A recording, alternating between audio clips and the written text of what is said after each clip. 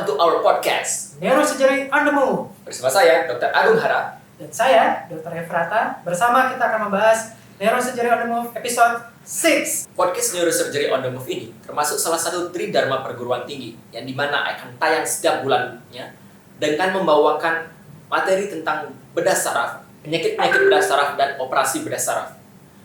Dan tentu saja narasumber-narasumber kita adalah orang-orang yang terpilih yang kompeten di bidangnya.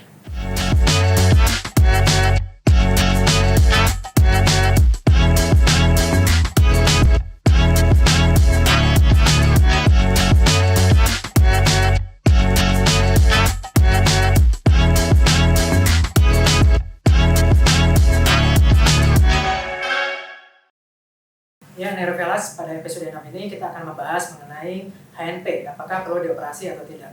Di sini sudah bersama dengan kami, konsulen kami, Dr. Dewa Putu Wisnu Wardana, spesialis bedah saraf konsultan. Kepada Dr. Wisnu, terima kasih banyak dok untuk kehadirannya, sudah meluangkan waktunya di tengah kesibukannya dokter. Baik dokter, tadi kan kita membahas tuh HNP, tapi belum tentu nih Neurovelas yang mendengar kita tuh tahu itu apa itu HNP. Jadi sebenarnya HNP itu apa dok? Dan apakah itu sama dengan yang seperti orang bilang dengan saraf kejepit gitu? Iya, Dr. Efrata, terima kasih pertanyaannya. Jadi memang saraf kejepit itu yang orang awam bilang itu memang sebagian besar akibatkan oleh HNP. HNP adalah suatu singkatan dari herniasi nucleus pulposus. Jadi nucleus pulposus dan annulus fibrosus. Jadi begitu nukleusnya robek menembus annulus atau lingkaran, itu di antara ruas tulang belakang.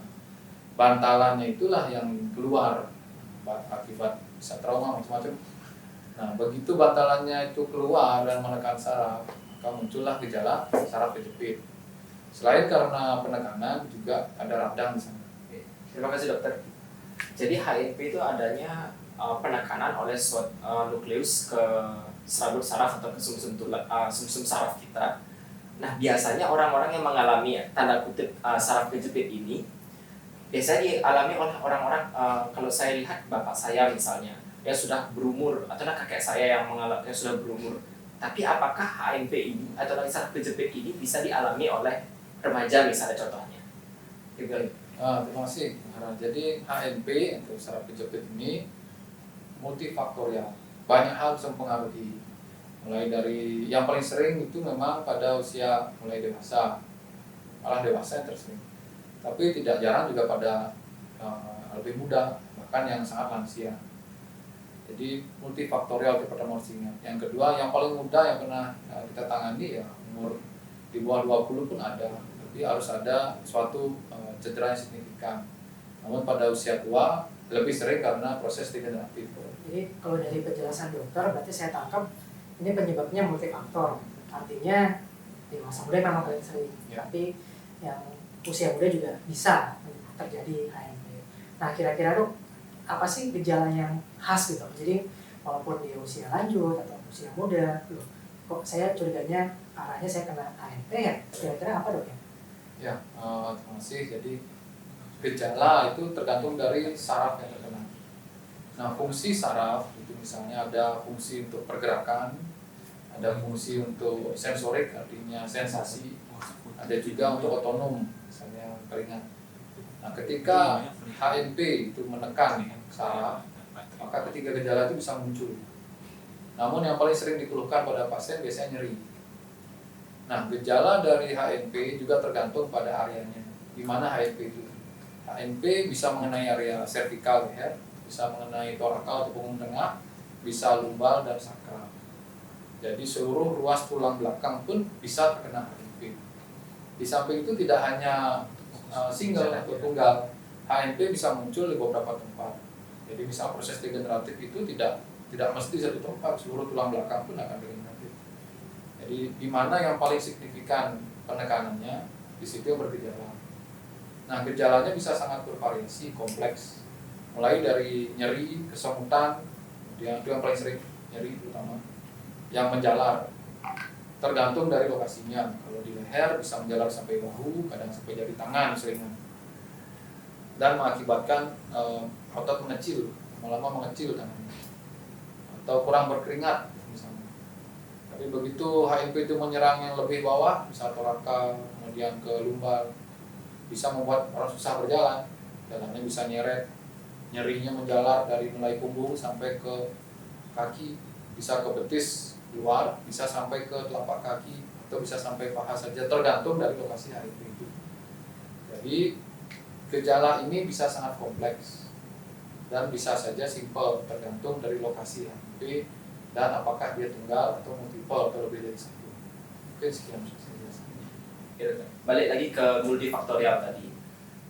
Berarti ada orang yang bisa terkena dan juga ada yang tidak terkena. Nah, apa yang faktor risiko apa yang menyebabkan orang ini bisa terkena HNP itu dan orang ini tidak terkena HNP tersebut? Mungkin bisa dokter jelaskan mungkin faktor risiko yang membuat orang itu rentan terhadap terkenanya HNP ini atau saraf kejepit ini. Ya, baik. Jadi berdasarkan literatur yang kita pelajari dan juga pengalaman, yang paling sering itu misalnya trauma, misalnya sering. Jadi faktornya banyak ditambah suatu kejadian trauma, misalnya tiba-tiba ngangkat beban dengan posisi yang salah, itu yang sering. Kemudian jatuh terduduk bisa juga, atau ikut misalnya olahraga yang ekstrim bisa juga, kecelakaan bisa jadi traumatik HNP. Itu pencetus saja.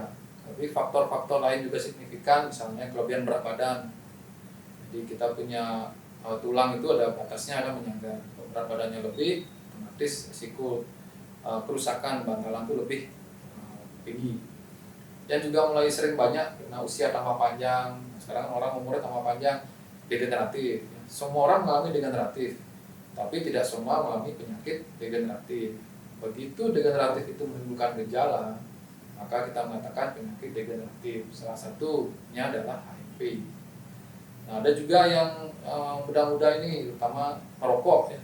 Merokok sudah secara signifikan dari banyak penelitian, memang orang yang merokok lebih mungkin menderita HNP dibandingkan tidak. Ada juga yang agak jarang, tapi jarang diketahui, tapi sebenarnya banyak di masyarakat, yaitu kehamilan gitu. Jadi ketika kehamilan itu memicu, namanya hamil kan pasti ada otot panggulnya akan lebih longgar karena mempersiapkan untuk kelahiran. Ditambah berat badan ibu yang meningkat, itu juga kehamilan juga faktor risiko untuk terjadinya HNP. Maka banyak pasien yang pasca hamil melahirkan mengeluh pinggangnya sakit. Itu seperti itu.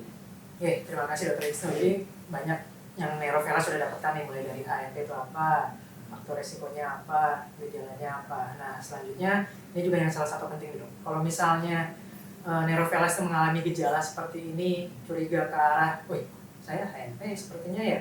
Kira-kira pemeriksaan apa dok ya yang baik dilakukan supaya kita bisa menegakkan ya benar nih HNP seperti itu dok.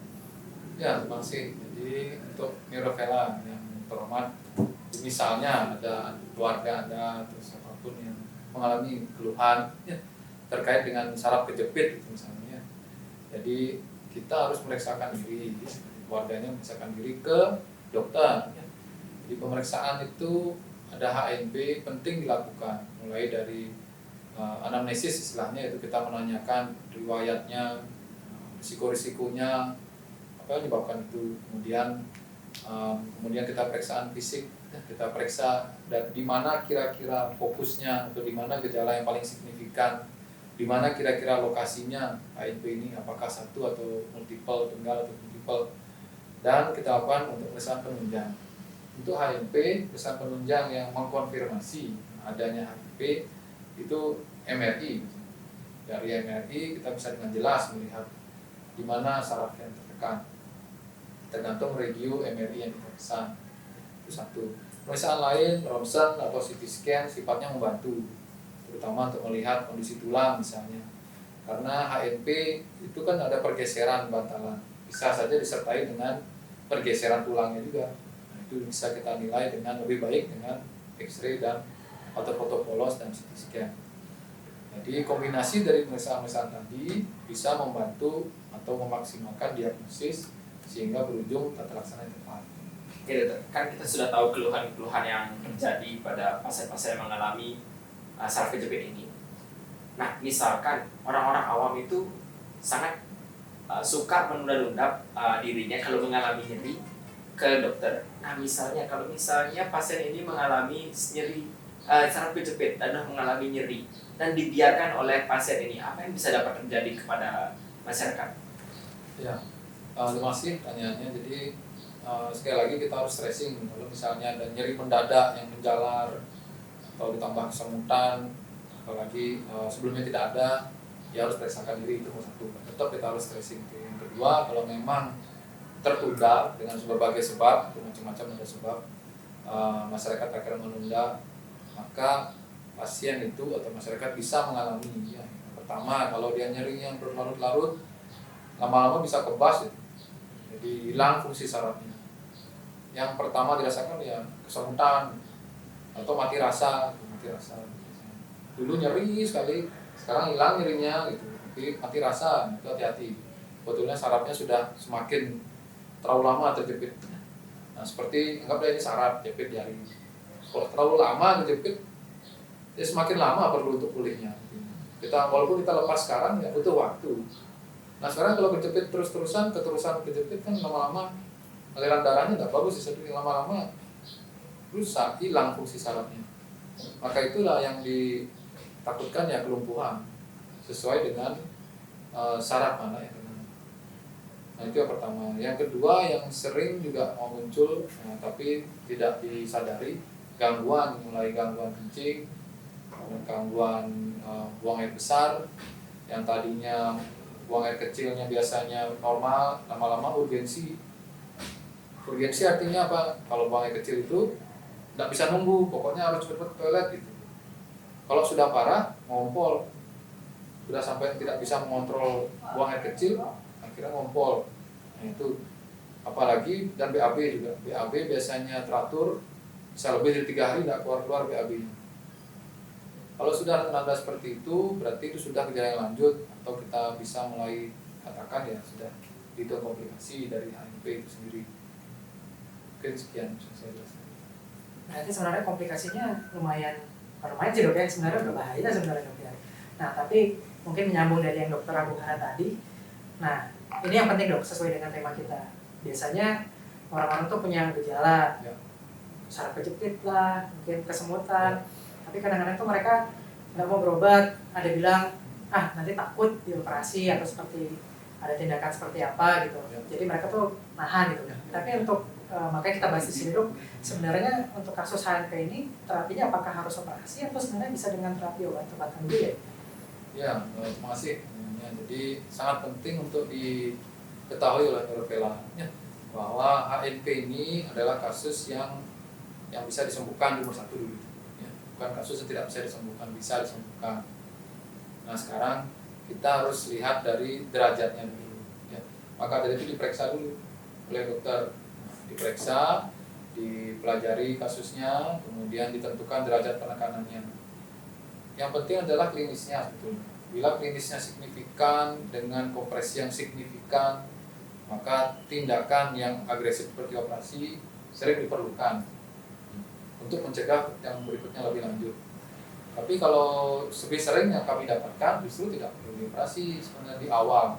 Tidak perlu dioperasi di awal, artinya kita harus lakukan best conservative treatment.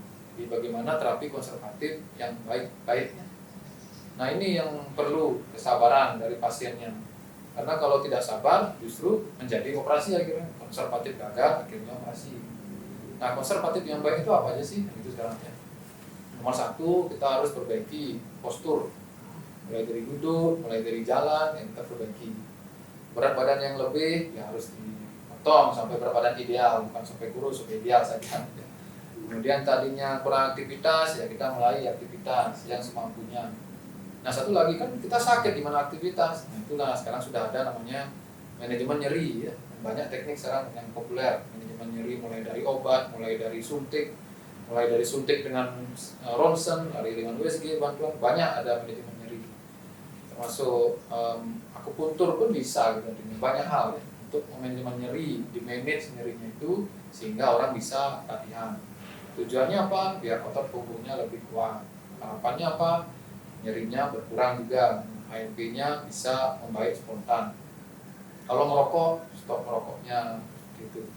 Jadi dan gunakan tergantung sekarang, kalau di leher intinya gunakan pelindung leher, penyangga leher yang disarankan dokter, ya, penyangga leher medis gitu ya. Kadang ada juga yang udah korset yang medis gitu juga ya. Kadang korset yang beli-beli juga kurang baik.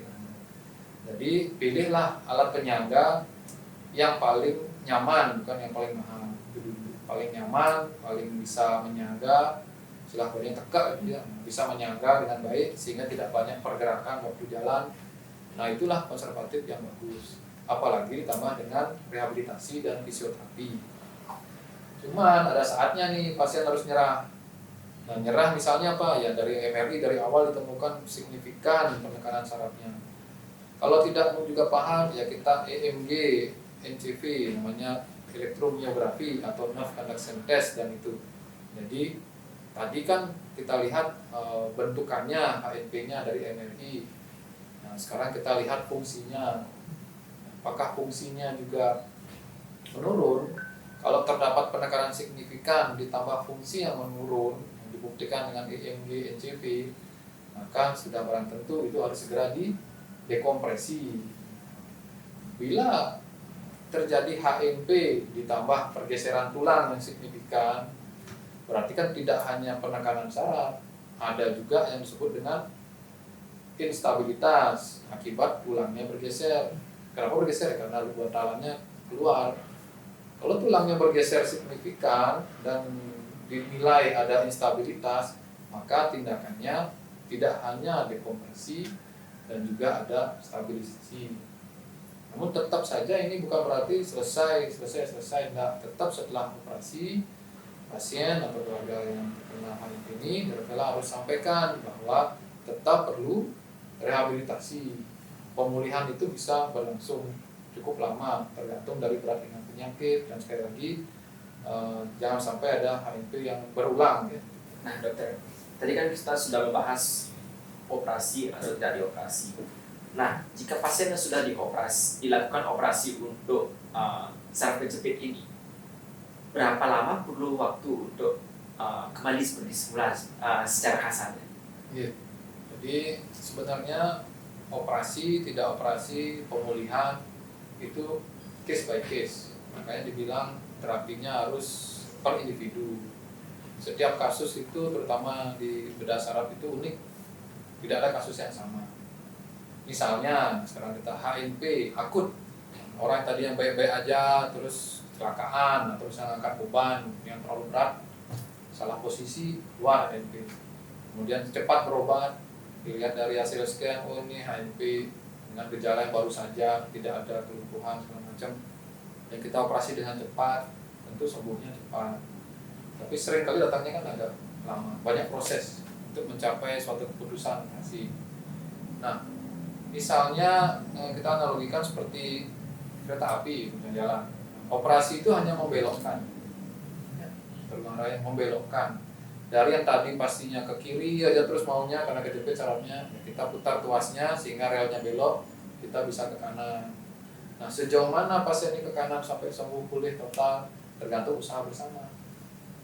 Jadi operasi itu adalah nomor satu membelokkan dari yang pasti memburuk menurut keilmuan kita, lama-lama kita belokkan dan membaik. Nah pasien harus diberikan pemahaman seperti ini sehingga yang bersangkutan paham bahwa kedepannya dia harus mengubah hidup. Jadi tadi saya ulangi lagi, program berat badan, gitu ya, fisioterapi dilibatkan, pain management mungkin diperlukan pada awal-awal pasca operasi, dan yang paling penting adalah kepatuhan. Jadi menggunakan juga penyangga, bisa penyangga leher, penyangga tulang punggung bawah, atau kadang-kadang body jacket tergantung dari besar ringannya operasi itu. Jadi pemulihan ada jangka waktunya, tidak mungkin 2 tahun, tapi perlu waktu semua itu, bisa beberapa minggu, bisa beberapa bulan. Oke, terima kasih dok. Berarti sebenarnya HNP ini seperti yang sudah dijelaskan sebelumnya nggak selalu harus operasi, bisa juga dengan terapi obat-obatan dan juga perbaikan gaya hidup. Nah, misalnya dok sudah dilakukan penanganan, sudah membaik, bisa dibilang oke, HNP-nya sudah hilang atau sembuh. Kira-kira ada nggak sih bisa menyebabkan dia berulang? Jadi dia udah dioperasi atau mungkin udah melakukan pengobatan tapi nggak berapa lama atau mungkin berapa tahun muncul lagi keluhan yang sama, baik itu di tempat yang sama atau di tempat yang lain. Ya, terima kasih. Jadi ini juga sering di masyarakat betulnya ya. Oh, saudara saya operasi dulu HNP, sekarang muncul lagi. Oh, sudah ada yang kedua, operasi kedua. Akhirnya operasi lebih besar misalnya. Jadi sebenarnya itu yang tadi kembali ke masa pemulihan itu. Apapun yang kita lakukan pada fase pemulihan itu yang menentukan nanti ke depannya. Prinsipnya pemulihan itu harus dilakukan dengan didampingi, dengan pendampingan. Jadi penting untuk pasien itu untuk kontrol rutin ke dokter-dokter yang terkait. Ya. Kemudian dan juga harus patuh menjalankan fisioterapi rehabilitasi. Yang jelas otot itu juga perlu waktu untuk sembuh, beberapa minggu, bisa 6 minggu biasanya. Ada kadang sampai 3 bulan. Tapi secara teori luka itu sembuh total itu remodeling semua itu dikatakan setahun. Jadi setidaknya 6 minggu lah harus menjaga otot dan tidak banyak. Nah, namun demikian tetap ada kemungkinan namanya recurrent, artinya HNP-nya muncul lagi. Bisa muncul di tempat yang sama atau bisa juga muncul di tempat yang berbeda. Lalu tempat yang sama karena operasi itu sendiri kan kita mengambil bagian yang menonjol. Jadi kita tidak habiskan semua bantalannya itu. Mau dihabiskan semua tulang kolap, saraf kanan kirinya kejepit karena terjepit tulangnya sendiri. Jadi kita biasanya mengambil area yang menonjol, diskus yang menonjol, yang menekan saraf. Diharapkan dengan perbaikan lifestyle, tadi fisioterapi, dengan berat badannya yang tadinya misalnya overweight diturunkan, harapannya tidak muncul lagi. Namun apabila gagal, ya kita harus lakukan reoperasi. Nah, terkadang keluarnya ini bisa lebih berat daripada yang pertama, sehingga operasinya akan lebih ekstensif. Maka demikian bisa saya sampaikan bahwa masa pemulihan itu tidak kalah penting dengan masa operasi. Jadi keberhasilan operasi juga ditentukan oleh pemulihan. Iya dokter, tadi kan kita sudah membahas bagaimana gejala, bagaimana cara penanganan, bagaimana apa aja faktor risiko yang bisa menyebabkan terjadinya orang mengalami saraf kejepit ini. Nah, tapi kan ada pepatah, lebih baik mencegah daripada kita mengobati, daripada kita menggunakan obat-obatan anti nyeri, ataupun juga daripada kita melakukan operasi. Nah, mungkin bisa dokter sharing apa tindakan pencegahan agar kita tidak terjadi saraf kejepit tersebut. Ya, bagus pertanyaannya ya. Yang penting sekarang ini HNP ini sering atau nyeri punggung bawah itu 20% orang mengalami sebetulnya sepanjang hidup. Jadi nyeri punggung bawah yang signifikan itu 1 dari 5 orang mengalami selama hidupnya. Nah, sekarang gimana cara mencegah nyeri punggung bawah signifikan yang tersering diakibatkan oleh HNP kan gitu. Jadi kita yang pertama harus perbaiki postur. Yang sering anak muda sekarang itu ya posturnya kurang baik, sering bungkuk atau misalnya menggunakan gadget posturnya salah. Nah itu yang paling sering. Yang kedua merokok, itu tidak boleh. Merokok enggak, karena merokok sudah merusak ligamen yang berpotensi menyebabkan kecenderungan HNP jadi lebih sering, secara signifikan itu ya, berkali lipat ya, dibandingkan kalau tidak merokok. Kemudian kalau soal trauma gimana mencegah? Nggak bisa, ya, namanya kecelakaan ya bisa saja terjadi, tapi kita bisa hindari dengan mengurangi. Ya. Kalau mengangkat beban berat itu ya dengan cara yang benar. Punggungnya kalau bisa punggung jangan dibending, ya kakinya ditekuk. Jadi dengan atau lebih baik dihindari ya seperti itu. Atau misalnya olahraga yang dengan angkat beban kita pilih sambil tidur, angkat beban sehingga beban ke punggung jadi 0. Tapi kalau kita berdiri, otomatis beban itu juga ditransfer ke punggung. Nah, begitu posturnya salah, ya terjadilah HNP. Jadi itu cara-cara kita mencegah. Dan yang paling sering juga kegemukan. Banyak sekarang remaja ini makanan yang manis-manis misalnya, banyak kalorinya, gula, itu akhirnya obesitas, gemuk. Nah, berat badan yang gemuk ini faktor risiko juga sangat signifikan jadi HNP. Jadi kita bagi yang masih muda artinya yang ingin tulang punggungnya tetap sehat ataupun degeneratif tapi tidak jadi penyakit ya itu juga berat badan juga harus dipangkas sehingga berat badan ideal.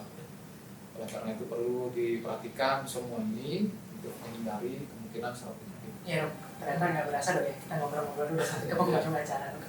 Oke dok, tadi makasih banyak dok, udah banyak banget info dari apa itu ANP, gejalanya, pencegahannya, tindakannya, sampai semuanya lah lengkap.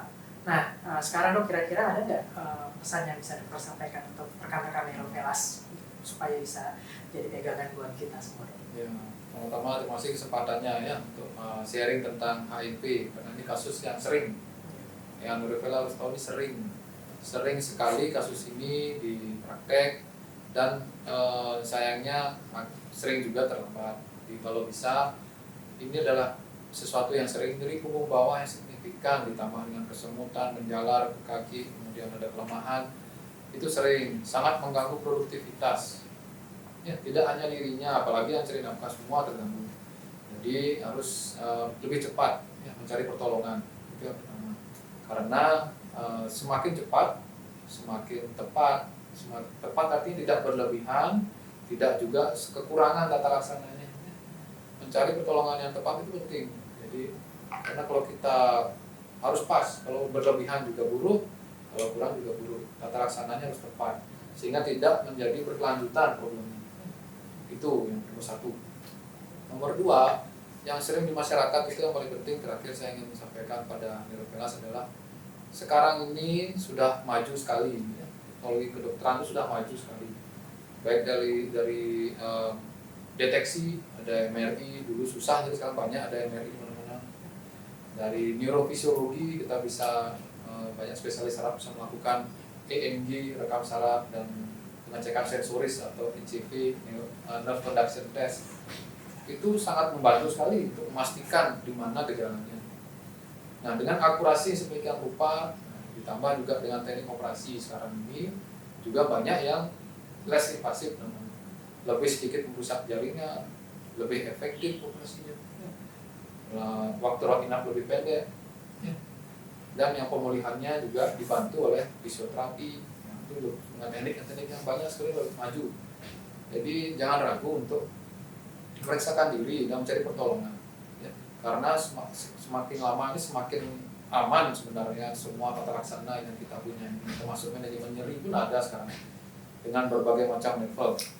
Jadi Neurovelas tidak usah khawatir bila terjadi atau ada korban mengalami HIV, saran saya harus segera tata laksana karena sesuatu yang sudah kronis itu akan sulit. Misalnya nyeri kronis itu susah dihilangkan, akan lebih susah dihilangkan daripada nyeri yang masih akut. Jadi itu penting. Dan seseorang yang sudah gejala motoriknya, kakinya sudah lemah sekali, apalagi kursi roda, tentu akan lebih sulit untuk bangkit ketimbang orang yang masih hanya nyeri saja, belum sampai kelumpuhan. Jadi itu yang ingin saya sampaikan. Terima kasih atas perhatiannya. Oke, terima kasih banyak dokter. Pesan-pesan yang sangat baik. Jadi pesan untuk Neurovelas saya ambil kesimpulan. Jadi intinya kita jangan takut dok ya, jangan takut. Sekarang terapi kita juga udah banyak yang aman dok ya. Ya. Jadi sesuai dengan podcast kita hari ini dari Neurosurgery on the Move, yaitu mengenai HNP apakah dioperasi atau tidak. Kami mengucapkan terima kasih banyak kepada Dr. Wisnu untuk kehadirannya dok. Terima kasih banyak. Bila ada komentar ataupun saran untuk topik yang akan dibahas selanjutnya, Neurovelas bisa menghubungi kami di Instagram Neurosurgery Udayana ataupun melalui YouTube kami di Bedah Saraf Udayana. Dan jangan lupa untuk selalu like, komen, dan subscribe untuk kami. Pada akhirnya kita sampai pada penghujung acara. Saya Dr. Efrata. Saya Agung Hara. Salam Neurosurgery on the Move.